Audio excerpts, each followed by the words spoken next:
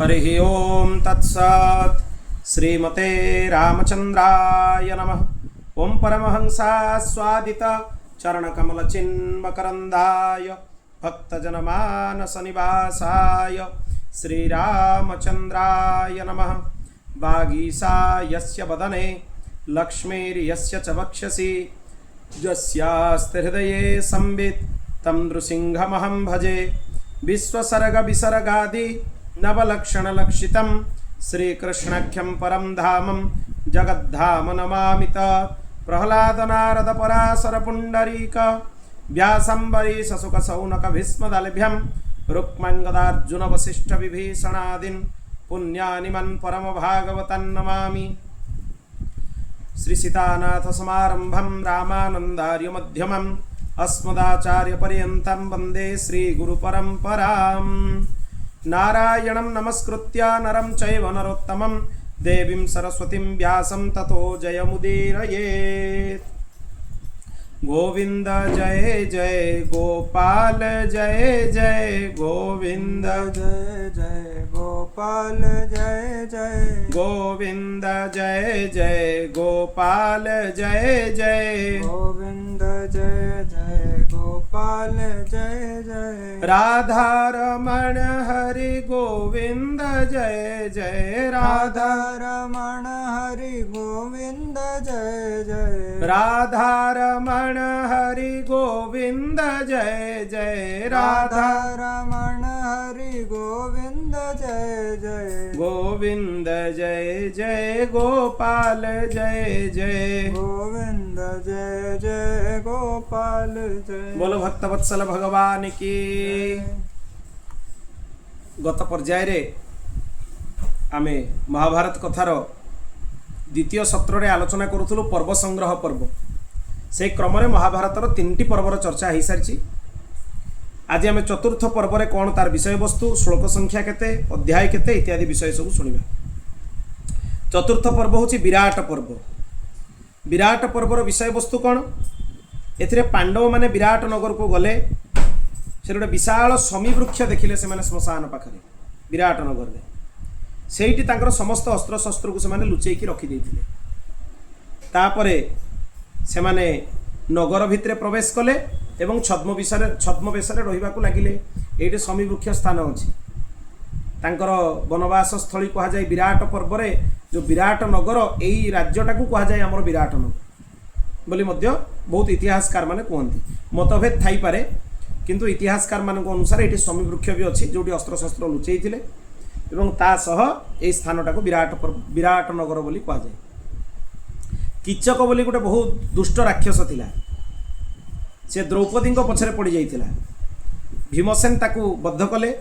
ए कथा किचक बध कथा ये अच्छी से भगवती किचकेश्वरी अछंती। किचक बधर स्थानटा जोटा सेठी भगवती किचकेश्वरी प्रतिष्ठित। भीमंकर मुद्गर एवं भी अच्छी से किचकेश्वरी परिवेश भितर से एठिकार गणदेवी गणजात देवी। राजा दुर्योधन पांडव मान को जना पड़ला। राजा माने राजा भी जानले दुर्योधन भी जानले समस्ते जानीगले जे माने कौटी अछंती। तांको गतिविधि पाई जानिबा पाई लोक पठेले किंतु हठात जानी पारलेनी कहीं ना माने छद्मवेश रे। एई मयूरभंज राज्यटा ही सेतला विराट राज्य थिला जोटे किचक बध होईची शमी वृक्ष अच्छे अस्त्र शस्त्र लुचाई ये सब कथा वर्णना होईची। दिने त्रिगर्त नामक राजा विराटंकर गो मानंकु गाई मानंकु हरण करके नहीं गले। तापरे बहुत युद्ध तांको सहित हला। से जो त्रिगर्त सी विराट को हरई की नहीं जाउथुले किंतु भीमसेन तांको संगे युद्ध करके हरई देले। तांको पाखरु गोमाता को खसई की सब नहीं आसिले। तापरे पांडव माने से गोधन को तांको पाखरु बंचेकी विराट नगर रे नहीं की देले। तापरे कौरव माने आसिकी आक्रमण कले विराट नगर ऊपर गो हरण करने को लगिले। गोमाता को हरण करने को लगिले।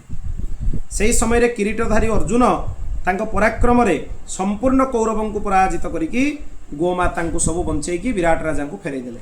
ये आपनकर गोमाता को आपण रखना। राजा विराट निजर पुत्री उत्तरा ताकू सुभद्रानंदन अभिमन्यु सहित विवाह करने अर्जुन को देदेले। अर्जुन पाखे आगे विवाहर इच्छा व्यक्त करते से मना कर पुत्र अभिमन्यु सहित ये उत्तरांकर विवाह कथबार्ता है। विराट राजांकर पुत्री उत्तरा। ये महाभारत सब विषय सांगे ये स्थान मानकर अत्यंत सुंदर संपर्क सब। यही पर्व 67टा अध्याय अच्छी। श्लोक हूँ 2050। ये छोट पर्वटी विराट पर्व। तापर पंचम पर्व आसीबो उद्योग पर्व। एठी पांडव माने उपल्पव्य नगर रे जाइकी रहिबाकू लागिले।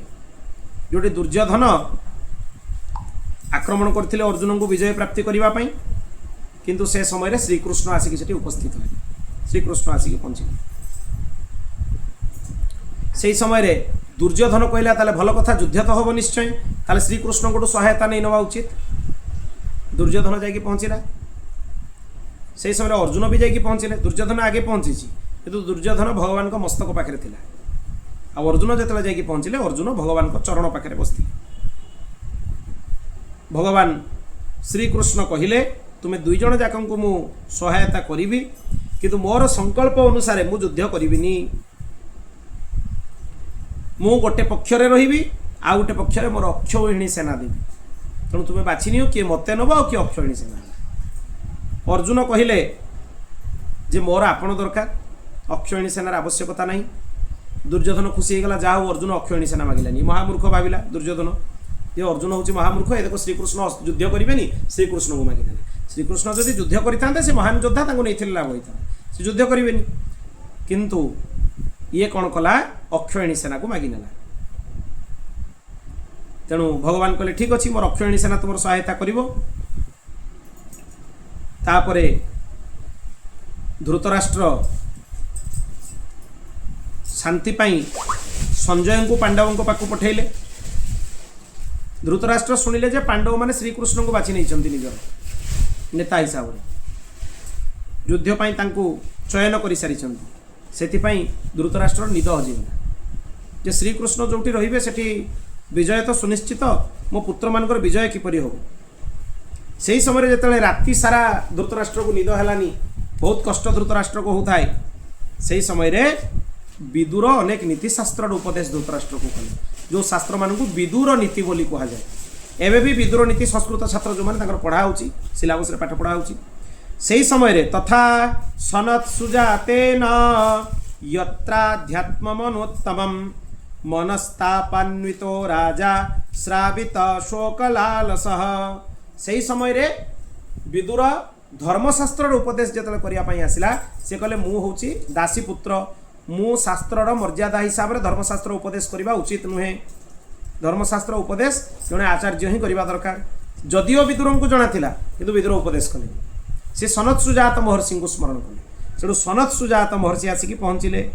सी आध्यात्म शास्त्र उपदेश धृतराष्ट्र को कले। सनत्सुजात ऋषि मृत्युर सत्ता को ही स्वीकार करना। से कहले आलस्य ही मृत्यु, जे आलस्य स्वीकार करिछि से मर जाइछि बोली जानि।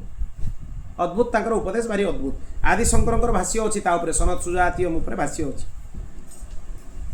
प्रातः काल रे संजय धृतराष्ट्र को श्रीकृष्ण और अर्जुन मित्रता विषय सुंदर सुंदर कथा सब शुणेले। तापरे भगवान श्रीकृष्ण शांति स्थापन करने हस्तिनापुर को भगवान निजे शांति दूत होगी गले। यद्यपि से दुई पक्षर हित चाहूले किंतु दुर्योधन तांकर विरोध कला। दुर्योधन शांति प्रस्ताव को स्वीकार करने राजी नथिला। तापरे बहुत प्रकार चरित्र ता भितर मध्य आलोचना होईची। जतले श्रीकृष्ण भगवान जानिले जे कर्ण दुर्योधन माने दूषित मंत्रणा करुचंती एवं श्रीकृष्ण को बंदी करने चेष्टा कले, भगवान निजर जोगेश्वर स्वरूप को दर्शन करेले। राजसभा समस्ते आचंबित हो गले। भगवान श्रीकृष्ण कर्ण को निज रथरे बसैकी बहुत बुझेले, किंतु कर्ण अहंकार बस स्वीकार कलानी भगवान कथा। कर्ण को बहुत बुझेले जे तुम्हें पांडव मानकर वंशधर, तुम पांडव मान पक्ष आस, तुम माँ जी पांडव मानकर माँ भी सी। अनेक प्रकार श्रीकृष्ण बुझेले किंतु कर्ण बुझिलानी। ताको तो विनाश देखा जाउतला, आ से बुझिबो कोठी। मृत्यु जोठी देखा जीवो काल हूँ अवश्यम्भावी जिते काल जनक मुंड उपर सवार हुए से न चाहिए भी ता देखिए से भूल कर केवल कहा उपरे कालर प्रभाव पड़ेनि जहाँ चित्त उपरे भगवान प्रभाव थाए ता उपरे काल तार कौन प्रभाव पकई पारे। तेणु श्रीकृष्ण हस्तिनापुर उपलभ्य नगर आसिले सेठी पांडव मान सब कथा शुणेले तापर युद्ध पाई सामग्री व्यवस्था सब होवाक लगिला युद्धर प्रस्तुति होवाक लगिला। तापर हस्तिनापुर रे बहुत सेना सब प्रस्तुत होवाक लगिले मनुष्य हाथी घोड़ा रथ आम शुणी सब अक्षयणी सेनार प्रमाण केते केते हस्ती रहिबे केते केते घोड़ा रहिबे केते केते पदाचारी रहिबे ये सब जुटिबाक लगिले चतुरंगिणी सेना सब प्रस्तुत होवाक लगिले। तापरे महायुद्ध पाई दुर्योधन उलूक को दूत बनईकी पांडव मान पाक पठेले। ए पर्व में रथी अथि कौ मान रथी कह जाए कौ मान अतिरथी कह जाए एमान कथा भी सब ए दिखाई। यहीटा हूँ उद्योग पर्व। यही उद्योग पर्व में 186 अध्याय अच्छी एवं श्लोक संख्या है 6698 एतिक श्लोक संख्या ए अच्छी। तापरे भीष्म पर्वर वर्णना आरंभ है। एथिरे जम्बूद्वीप विषय रे अनेक कथा कहुई। 10 दिन युद्धर वर्णना ये पर्व में कराई। भयंकर युद्ध 10 दिन कहीं 10 दिन भीष्म थिले सेनापति 18 दिन युद्ध होता ता भर 10 दिन सेनापति है भीष्म तमें केते भीषण युद्ध से कर सरसज्जा को सी जा सबुठ अधिक दिन सी थी। तापरे जेतेबेले एते दिन जाए युद्ध है धर्मराज युधिष्ठिर बहुत दुखी हेले से कथा भी दिखाई। यार प्रारंभ रे अर्जुन जेतेबेले मोहग्रस्त हो जाइथिले युद्ध करने चाहिए ये भीष्म पर्व रे भगवान सेतेबेले श्रीमद् भगवत गीता उपनिषद उपदेश कले अर्जुन को एक कथा भी भीष्म पर्व भितर दिखाई जोटा कि भगवत गीता नाम रे प्रसिद्ध एवं ता सहित श्री अर्जुन को तो बुझेले बुझेले युधिष्ठिर को भी भगवान अनेक जगह बुझे से सब कथा दिखाई। जेतेबेले अर्जुन शिथिलता देखले निजे भगवान रथ को कूदी पड़े भीष्म को मारिया चाबुक नहीं कि कूदी पड़े हाथ में चाबुक धरती भगवान तांकर अद्भुत स्वरूप को देखिक भीष्म खुशी हो जाती जहाँ हो मोर उद्धार हो कल्याणी जी भगवान जदि मत माने दंड देवे ताले निश्चय मोर कल्याणी जी भीष्म प्रस्तुत हो गले। किंतु एपटे आहरी भी तांको भितर प्रसन्नता थिला जे भगवान तांको संकल्प को भांगी देले किंतु मो संकल्प को रक्षा कर देले। एमती अनेक प्रसंग से सब भितर अच्छी। तापरे जेतेबेले अर्जुन जाइकी भगवान को पाद तले पड़ले जे प्रभु आपण सत्य भंग करंतुनी मु युद्ध करी से भगवान छाड़ीदेले। तापरे शिखंडी को सामना करिकी अर्जुन भीष्म पितामह को ऊपर बाण चलेइले। शिखंडी को जेहेतु ये अंबांकर पुनर्जन्म थिला शिखंडी को सी सब बेले नारी ही मानुले भीष्म पिता अंबा अंबिका अंबालिका 3 जन को हरण करके आनी भीष्म। अंबा जेहेतु काशी नरेश को भल पाउले से पाखु जीवाई चाहूले से अंबिका और अंबालिका रहीगले अंबा पलैले छाड़ीदे किंतु सी राजा भी ग्रहण कले सी मृत्युवरण कले एवं सी शपथ नहीं जे मो आगामी जन्म भीष्म मृत्युर कारण है। तेणु शिखंडी हूँ अंबांकर पुनर्जन्म से नारी मानुले सी अस्त्र चलाऊ नथिले। भीष्म पितामह रथ तले जिते पड़े सी अर्जुन को कहले जे मु वीर तेणु सरर सज्जा मो निर्माण तेणु सरसज्जार निर्माण कले अर्जुन। ये 6 नंबर पर्व भीष्म पर्व एथिरे 117 अध्याय अच्छी। यार श्लोक संख्या है 5884। ये अद्भुत बहुत विशाल पर्व बहुत सुंदर पर्व मध्य। तापरे आसिला द्रोण पर्व। आचार्य द्रोण सेनापति पदे अभिषिक्त है भीष्म पितामह सरसज्जा लाभ कला। ये केते दिन युद्ध कले ये भी 5 दिन युद्ध कर माने 18 दिन युद्ध 15 दिन 2 जन भितर पूरा बाकी 3 दिन भितर कर्ण होती अश्वत्थमा होती इत्यादि कथा सब तापरे आसी। दुर्योधन ताको प्रसन्न करने द्रोणाचार्य युधिष्ठिर को धरी आनिबार प्रतिज्ञा कले युधिष्ठिर उपरे बाण चलेइले। तापरे अर्जुन को रणांगण हटई देले 7 जन योद्धा मिसी से अभिमन्यु को मारिबार षड्यंत्र करते चक्रव्यूह तैयारी कर से अर्जुन को दूर करने सेपटे तापरे भगदत्त कथा भी अच्छी सी भगदत्त को केमिति अर्जुन वध कले सब कथा भी ता भितर दिखाई अभिमन्यु बहुत छोट पिला थिला ताकू महारथी माने घेरिकी सी जतले ता हाथ में शस्त्र भी न था ये अवस्था ताकू मारिदेले समस्त अर्जुन 7टा अक्षयिणी सेना संहार कले रागिकी अभिमन्यु वध पर आ जयद्रथ को भी मारिदेले जयद्रथ भारी दुष्ट थिला ताकू मध्य वध कले तापरे भीमसेन आउ सात्यकी धर्मराज युधिष्ठिर आज्ञा रे अर्जुन को खोजिबा पई कौरवों सेना भितर पशिगले जो सेना को केही भांगी पारंतनी ताकू भीमसेन भांगी की पशिगले कौरवों सेना भितर आ तांको संगे सात्यकी थांती सात्यकी होची भगवान सारथी श्रीकृष्ण रथर सारथी होचंती सात्यकी अर्जुन जतबेले समस्त को दंड दे सारिले एई संसप्तक वीर जो माने थिले 9 कोटी सैनिक थिले अर्जुन तांको ऊपर सब आक्रमण करके तांको जमलोक को पठेई देले अनेक सैनिकों को बद्ध कले से समय रे नारायण नामक गोप अलम्बुस श्रुतायु जलसंध भूरिश्रवा विराट द्रुपद घटोत्कच एमती बहुत वीरंकर मृत्यु से समय रे है बहुत बड़ बड़ वीर एमाने कथा सब एतरे दिया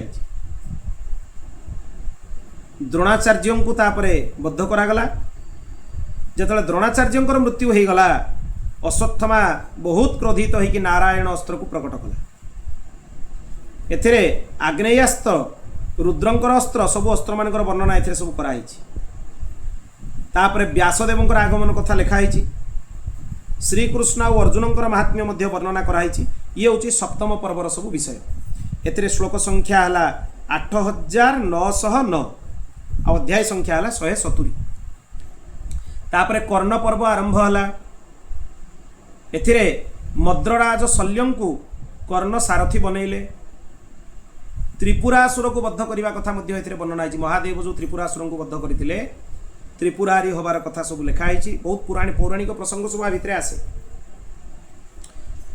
कर्ण आउ शल्यं भितर जो संवाद है से सब कथा दिखाई ताकू भारी आक्षेप करके कह जाए कुआ और हंसर संवाद माने भारी आक्षेप करा जाए मूल्यहीन कथा सब तेणु ताकू कुआ और हंसर संवाद बोली कह जाए तापरे अश्वत्थमा पांड्यकंकर वध करने कथा लिखाई पांड्य राजांकर तापरे दंडसेन आ दंडकंकर वध प्रसंग मध्य से आसूची एथिरे युधिष्ठिरंकर द्वैरथ तांको सहित द्वंद्व युद्ध होबा कथा लिखाई एवं जेतेबेले कर्ण आसिला युधिष्ठिरंक सामना को युधिष्ठिरंक से संकट रे पकई देला कर्ण तांको बड़ रथी थिला तेणु तांको अनेक प्रकार हैरान कला युधिष्ठिर जेतेबेले अपमानित होइक युद्ध भूमि रु फेरिले से अर्जुन को अनेक प्रकार क्रोध रे उद्गार कले धिक्कार कले अर्जुन उपरे जे तुमर बल पौरुष को धिक्कार से अर्जुनंकर संकल्प थिला तांको बल पौरुष को जे धिक्कार करिवो ताकू सी मृत्युदंड देले जेतेबेले भाई ये भली काम करछन्ती से कौन करिवे भगवान श्रीकृष्ण तांको जुक्ति बतैले निज बड़ंकर अपमान करिवा तांकर निंदा करिवा तांकर चर्चा करिवा ये तांको मारदेवा संगे समान से अपराध सहित समान तेणु अर्जुन से काम कर सारे तेणु से भाई को दंड देते पड़लानी कि मनरे ग्लानी है जे मोर बड़ को मुझे अपमान करी ताले निजे मृत्युवरण करी निज मुहर निजर प्रशंसा कले मृत्यु सहित समान भगवान जुक्ति बतईदे तेणु से जुक्ति भी से पारे केते बड़ शिक्षा अन्यर चर्चा करवा निंदा करवा अन्य को गाली दबा बड़ को अपमान करवा ये हूँ मारिबार अपराध सहित समान आ निजर प्रशंसा हूँ निजर आत्मघात सहित समान आत्महत्या सहित समान भारी सुंदर प्रसंग ये दुटा जाक तापरे श्रीकृष्ण अर्जुन को बुझे शांत कले भीमसेन पूर्वर प्रतिज्ञा करते दुस्साहसन वक्षस्थल को विदीर्ण करेंगे एटी से दुस्साहसन वक्षस्थल को विदीर्ण कर तार रक्तपान कर द्रौपदी केश को से धुआई एवं तापरे कर्णंकर वध कथा ए दिखाई एटा कर्ण पर्व एथिरे 69टा अध्याय 4964टा श्लोक ये सब यार विषय तापरे शल्य पर्व आसिला शल्य हेबे सेनापति एथिरे कौरव सेनार सबु प्रमुख वीर को मार दिगला ये पर्व तापरे कुमार कार्तिकेयंकर कथा भी एथिरे दियाही पौराणिक कथा अच्छी ये भितर एठी अनेक रथी मानकर युद्ध कथा दियाही कुरुकूलर प्रमुख वीर मानकर विनाश कथा दियाही धर्मराज युधिष्ठिर शल्य को बध कले एक कथा मध्य एथिरे दियाही आ सहदेव शकुनी को युद्ध रे मारदेले ए पर्व बहुत कौरव सेना एथिरे नष्ट होइछन्ति तापरे दुर्योधन जाइकी लुचिला सरोवर भितर पानी को स्तंभित करदेला ता भितर जाइकी विश्राम पाई बसिला किंतु व्याध भीमसेन को दुर्योधनर कथा सब कहीदेले जेतेबेले धर्मराज को ए सब कथा जना पड़ा सेतेबेले भीमसेन गले गदा युद्ध करबा दुर्योधन सहित ताको धिक्कार करके डाकिले से रही पार्लानी भितर बाहरी आसिला गदा युद्ध होला से ही समय बलराम आसिक पहुँचिले तांको गदा युद्ध समय ए भयंकर गदा युद्ध होइछि सरस्वती नदी तटवर्ती तीर्थ स्थान रे ए सब कथा होइछि तापरे भीमसेन युद्धर नियम को भंग कले कहना अंटारू तलकू गदा युद्ध प्रहार करिवार नियम नाही सेठू तार जंघरे जेहेतु सी माने प्रहार कले एथिरे तार मृत्यु है ये हूँ नवम पर्व एथिरे 59टा अध्याय अच्छी अनेक वृत्तांत अच्छी 3220 श्लोक अच्छी तापरे सौक्तिक पर्वर वर्णना करा जाइछि एते दुर्योधन बहुत कष्टरे लौलुआण होकर रक्तरे भूमि उपरे पड़ी थाए से समय तीन जन कृतवर्मा कृपाचार्य अश्वत्थमा तीन जन बंची युद्ध पूरा सब नष्ट हो गले कौरव सेना आउ कहीं नथिले ये तीन जन जाइके पहुँचिले क्या पाखे दुर्योधन पाखे पहुँचिले ताकू सांत्वना दवाई ता संगे आलोचना करने जाइके पहुँचिले देखिले दुर्योधन दुर्दशा होगी पड़ी युद्ध भूमि उपरे अश्वत्थमा को बहुत क्रोध है सी संकल्प कला अश्वत्थमा मु दृष्टद्युम्न आदि पांचाल नरेश सहित समस्त पांडव मानंकु मंत्री सहित बध करदेवी नले मोर कवच मु बाहर करी नाही से समय सूर्यास्त हो जाऊ थाए एठू माने बरगछ तले से किसी समय विश्राम कला से समय उलू को आसिक राति रे अनेक काक मानंकु संहार कला अश्वत्थमा शोईथिबा समय रे पांचाल मानकर बध कला बध करिवार निश्चय कला जे शोईथिबा समय रे मारदेबी सेठी देखिला जे गोटे बहुत बड़ भयंकर राक्षस सेठी अछि माने द्वार पाखरे सी एते बड़ होईची ताको केमिति पार करके जीव अश्वत्थमा मने मने चिंता कला अश्वत्थमा जेते भी अस्त्र चलाउथला से राक्षस तार सब अस्त्र को नष्ट कर दूथला विचित्र राक्षस तापरे रुद्रंकर आराधना कले अश्वत्थमा सी क्या बद्ध कले दृष्टद्युम्न को राति बध करदे शोवा समय दृष्टद्युम्न हेले कहार कुमार द्रुपद कुमार द्रौपदी भाई तांकु मारदेले ता सहित जी पांचाल आसी से मारदेले द्रौपदी 5 पुत्र को मारिदेले एमाने भी सहायता करछन्ति कृतवर्मा और कृपाचार्य केवल पांडव माने बंचीगले और सात्यकी बंचीगले आउ कहीं बंचिले 5 पांडव सात्यकी आ भगवान श्रीकृष्ण 7 जन रहिले पांडव पक्ष 3 जन रहिले कौरव पक्ष अश्वत्थमा कृतवर्मा आउ कृपाचार्य एमाने 3 जन रहिले तापरे जेतेबेले एई भली बध होईची बोली सुनिबा को लागिले समस्त को बहुत कष्ट हैला द्रौपदी को बहुत कष्ट है एपटे पुत्र शोक पिता शोक भाई शोक 3 प्रकार शोक द्रौपदी को सहिबा पड़ी तेणु अश्वत्थमा ता पाखरु केमिति प्रतिशोध निया जीव सेतपय भीमसेन बाहर की हाथ में गदा नहीं चलीगले भीमसेन अश्वत्थमा उपरे दिव्यास्त्र प्रयोग कले किंतु अश्वत्थमा आहुरी भयंकर दिव्यास्त्र शिखिथिला भीमंकठू सी भीमसेना गदा युद्ध प्रवीण थिले अधिक दिव्यास्त्र जानिथिला अश्वत्थमा सी यांको उपरे भी चलैदेला अस्त्र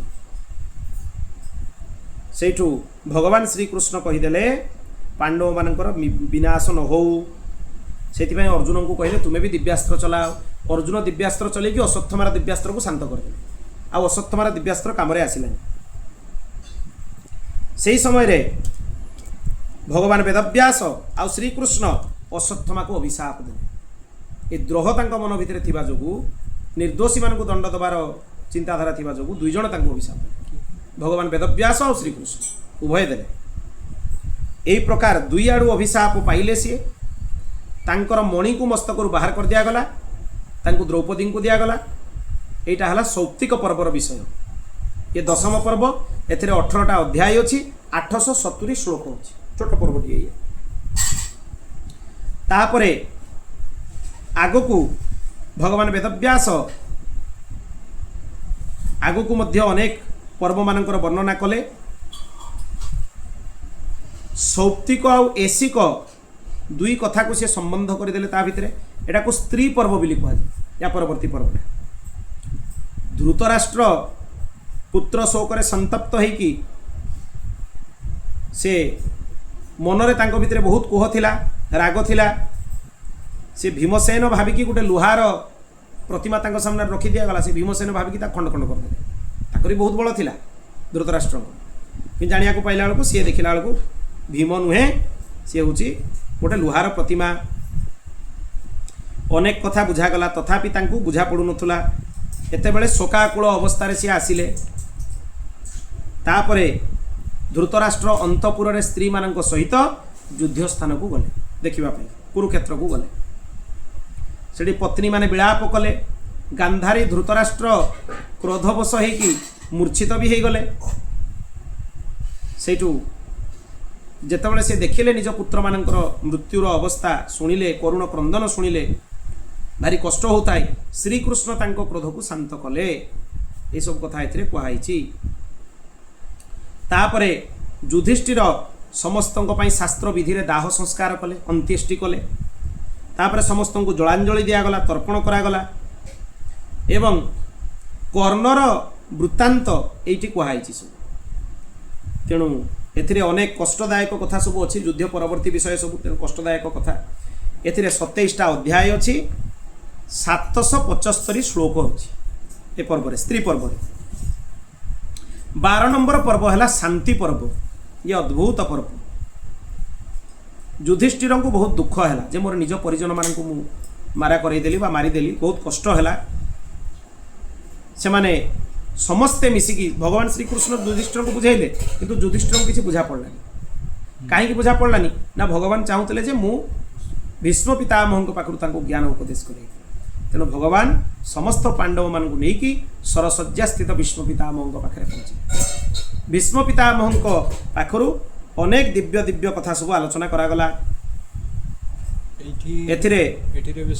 विस्तृत ना भागवत विस्तृत भागवत बिल्कुल नहीं भागवत गोटे श्लोक कहुई दान धर्मान राज धर्मान ये गोटे श्लोक पूरा कही दिखाई से कौन प्रसंगर वर्णना है केवल गले स्तुति कले सब कथा ये बहुत विस्तार रही माने भागवत केते गुण विस्तार अच्छी विराट कथा अच्छी भीष्म स्तुति भी अच्छी ये भिन्न स्तुति अच्छी भीष्म स्तुति अच्छी भीष्म केमती भगवान चरण में लीन हे अच्छी अध्याय पर अध्याय 24,000 श्लोक धरी नियो खाली दर्शन विभाग एते कथा ता भितर अच्छी ताकू मिसई देले एथिरे जो 24,000 कहा जाए भारत संगीता से खाली अनुशासन पर्व नुहे आहरी भी अनेक जगह संग्रह कराई तेणु एथिरे ये 12 नंबर पर्व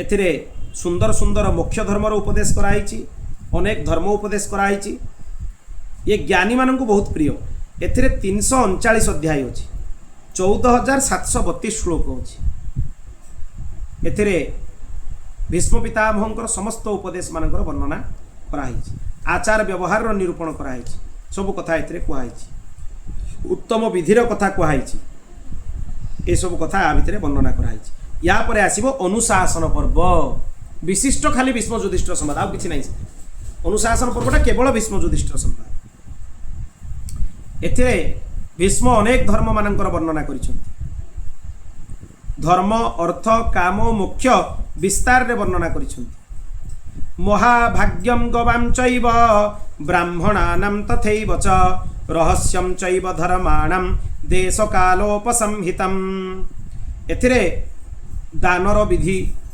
दानर पात्र अपात्र दान कले बहुत माने अधम गति प्राप्त हुए तेणु सत्पात्र किए दान पाई तार विधान कौन सत्य भाषण कहीं करिवो गो ब्राह्मणकर महात्म्य विस्तार रे दिया गो गो ब्राह्मणଙ୍କର महात्म्य महाभारत रे जतिकी अछि प्राय अन्य शास्त्र रे कोठी नथि। गो ब्राह्मण महिमापरक शास्त्र हला महाभारत ग्रंथ।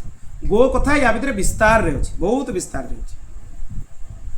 अनेक तीर्थ मानकर रहस्य भी कुहाइछि, ता सहित अनेक पर्वपर्वाणीଙ୍କର कथा कुहाइछि, धर्मर सूक्ष्म सूक्ष्म रहस्य मान को वर्णना कराइछि। एथिरे ये 13 नंबर पर्व 146 अध्याय 8000 श्लोक।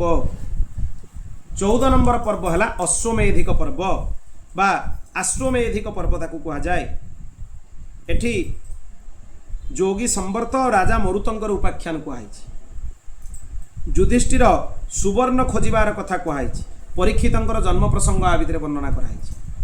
ता सहित अश्वत्थामा तांको अस्त्र द्वारा गर्भरे केमिति परीक्षित अग्निदग्ध हेले पुनश्च श्रीकृष्ण को अनुग्रह पुनर्जीवित हेले ए सब कथा बहुत विस्तार रे या भितर कहुई। ता सहित एथिरे अश्वमेध संबंध रे अर्जुन आ भीम केमिति गले, युद्ध घोड़ा केमिति बुलिला, एमिति ए सब कथा मध्य एथिरे बहुत विस्तार रे कहुई। बभ्रुवाहन आदि प्रसंग कहुई, नकुल उपाख्यान कहुई। ये होची अश्वमेधिक पर्व। एथिरे 103 अध्याय एवं 3320 श्लोक। तापरे आश्रमवासिक पर्व कहुई, 15 नंबर पर्व। एथिरे गांधारी सहित धृतराष्ट्र विदुर को लेकिन राज्य छाड़ी वन को गले, माने बानप्रस्थ आश्रम रे निवास कले। क्षत्रिय मानक पई ब्राह्मण व्यतीत अन्य वर्णों पई सन्यास विधान नहीं। आजिकाली समस्ते जी पारे गेरुआ पिंधुन सन्यासी हो जाउछन, किंतु सन्यास कासाय वस्त्र धारणर अधिकार केवल जी विधिवत यज्ञोपवीत संस्कार होता ब्राह्मण कूल जन्म हो ब्राह्मणोचित संस्कार संपन्न हो सी ही सन्यास कासाय वस्त्र धारण कर विधान अच्छी। जदिओ अन्य माने विरक्त वयस नहीं पारे किंतु सन्यास ग्रहण कर विधान नहीं। तेणु धृतराष्ट्र प्रस्थान कर देखिकी कुंती भी निज पुत्र मान छाड़ी सागरे पलैले। एथिरे गोटे विषयांतर अच्छी भागवत और महाभारत। भागवत रे कुंती पुत्र मान पाखे थिले, से भगवान स्वधामगमन शुणिकी से तत्क्षणात् स्वधामगमन कले। कहीं भागवत हूँ सारस्वत कल्पर कथा। भागवत और महाभारत भितर बहुत प्रसंगांतर अच्छी, बहुत जगार अच्छी, गोटे जगार नहीं। ये परीक्षित जन्म प्रसंग भी प्रसंगांतर अच्छी। महाभारत अनुसार परीक्षित मृत्यु हो जाता गर्भरे, गोटे मला पुत्र को माने जन्म देते उत्तरा। तापर भगवान श्रीकृष्ण कोଳରେ धरिकी संकल्प कले जदि मोर अर्जुन पाखे निष्कपट प्रीति थी ताले बालक पुनर्जीवित हो जाए। तापर से बालक पुनर्जीवित है भगवान को हाथ में थिला, तेणु भगवान को प्रथम दर्शन कला मुख दर्शन। ये महाभारतर कथा। भागवत भिन्न प्रसंग, सी सारस्वत कल्पर कथा, ये हूँ श्वेत बाराह कल्पर कथा। तेणु कल्प भेदरे कथार अनेक विषयांतर अच्छी, प्रसंगांतर अच्छी, से सन्देह हबारे नहीं ये भूल ना सी ठीक, उभय ठीक। महाभारत कौन थरे ही कि कल्प भेदरे अनेक थर हो प्रसंग। तेणु सी भिन्न कल्पर कथा, ये भिन्न कल्पर कथा, ये बुझा उचित।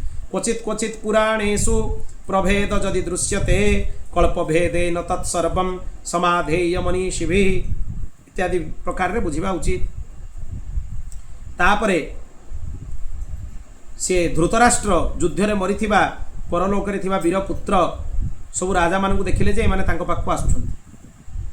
तापरे व्यासदेव कृपा करिबारु धृतराष्ट्र गांधारी सहित पुत्र शोकरु मुक्त हेले, उत्तम सिद्धि को प्राप्त हेले एवं साधन करू करू से जो अरण्य भितर थिले सेठी अग्नि लागिगला, तार भितर से माने शरीर त्याग कले इत्यादि विषय सब से कहुई।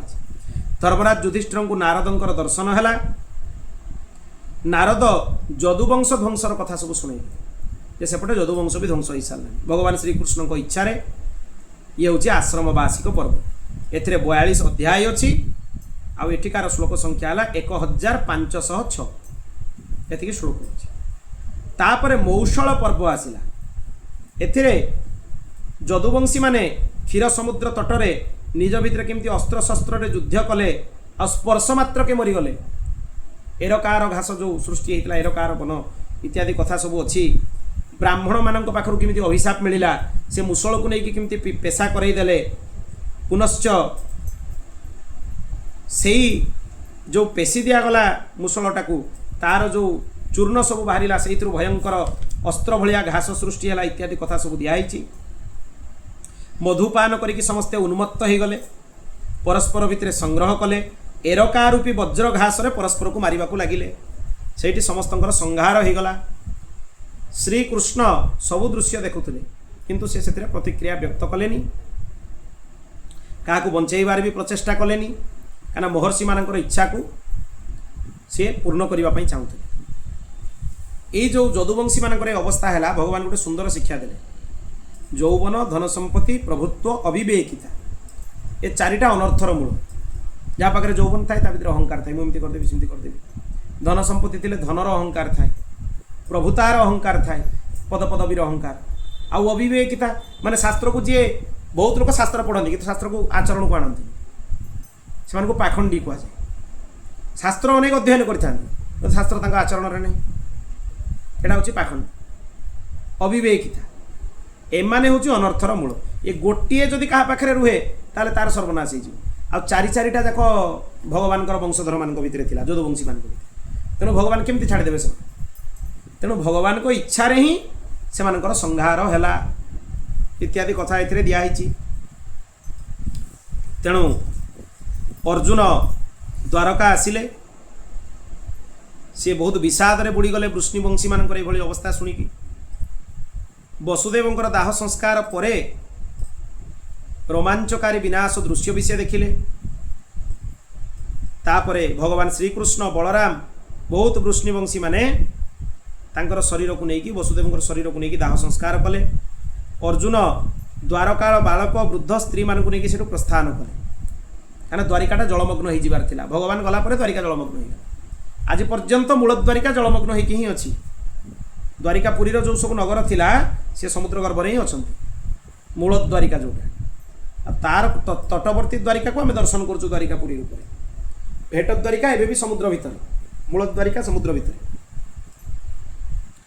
तेणु तांकु नहीं सी गले व्यासंकर वचन रे प्रेरित होगी धर्मराज युधिष्ठिर से अलिंगीय सन्यास रे प्रेरित हेले सलिंगीय सन्यास माने कासाय वस्त्र धारण करिकी जीवा अलिंगीय सन्यास माने त्याग करिकी जेमिति जाउचंती समस्त कोन वानप्रस्थ धर्म को पालन करिवा सेमिति स्वर्गारोहण करिवा पई से माने प्रस्तुत हो गले पांडव माने सन्यास बहुत प्रकार थाए एटा 16 नंबर पर्व मौसळ पर्व एथिरे 8टी अध्याय अछि 320 श्लोक अछि बहुत छोट ही तापरे महाप्रस्थानिक पर्व आसिला एथिरे पांडव माने निज राज्य को छाड़ी द्रौपदी सहित महाप्रस्थान करने को गले स्वेच्छारे मृत्युवरण करने ताको महाप्रस्थान कह जाए से निराहार रुहति आहार ग्रहण करा जीवनी जे मृत्युर निश्चय कले जे आमर वैराग्य हो जाइए जार वैराग्य हो नथिबो से जदि एटा करिवो ताले ताको आत्महत्यार अपराध लगे से सब विधान अच्छी शरीर छाड़बार भी अनेक विधान अच्छी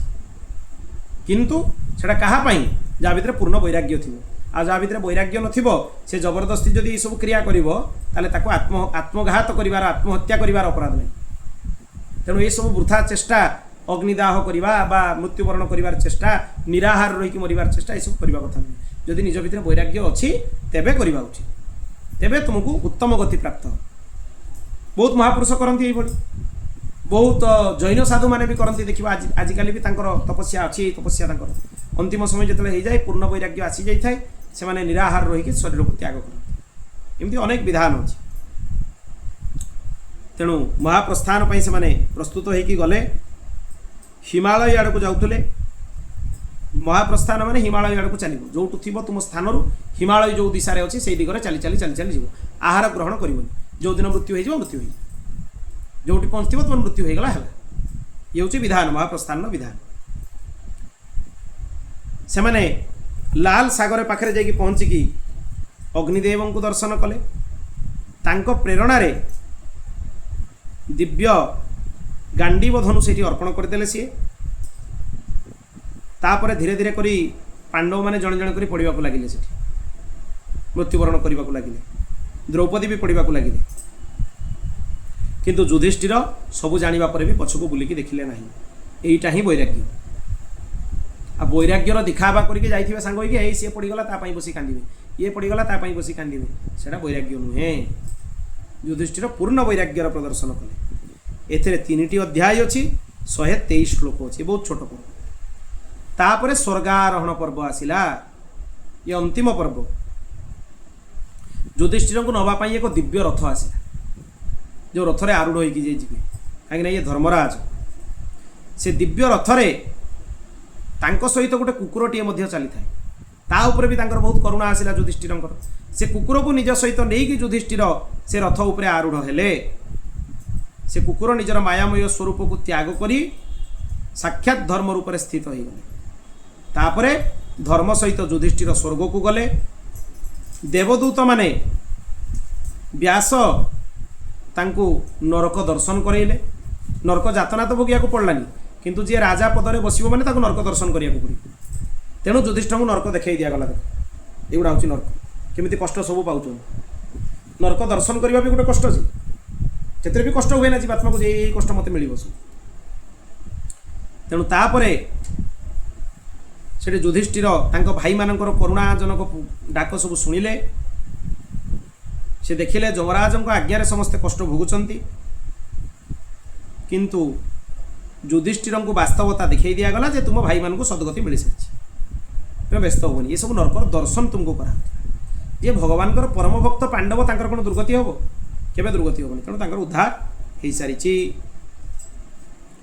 तापर धर्मराज आकाश गंगारे स्नान करिकी मानव शरीर को त्याग कले माने सूक्ष्म शरीर स्थूल शरीर कारण शरीर सब त्याग कले तापर स्वर्ग लोकरे तांको धर्म द्वारा अर्जित उत्तम स्थान को प्राप्त करिकी आनंद पूर्वक रहिबा को लागिले एथिरे 5टी अध्याय अछि आ 209टा श्लोक अछि ये हला 18टा पर्वर विषय महाभारतर काली आम 3टा पर्व शुणिथिलु आउ 15टा पर्वर ये होची विषय खिल भाग होची हरिवंश अंतिम भाग महाभारतर हला हरिवंश एथिरे भविष्यर वर्णना कराइछि श्रीकृष्णंकर चरित्रर वर्णना कराइछि विस्तार रे एथिरे 12,000 श्लोक होची हरिवंश पुराण एई प्रकार महाभारतर पर्व संग्रह कराइछि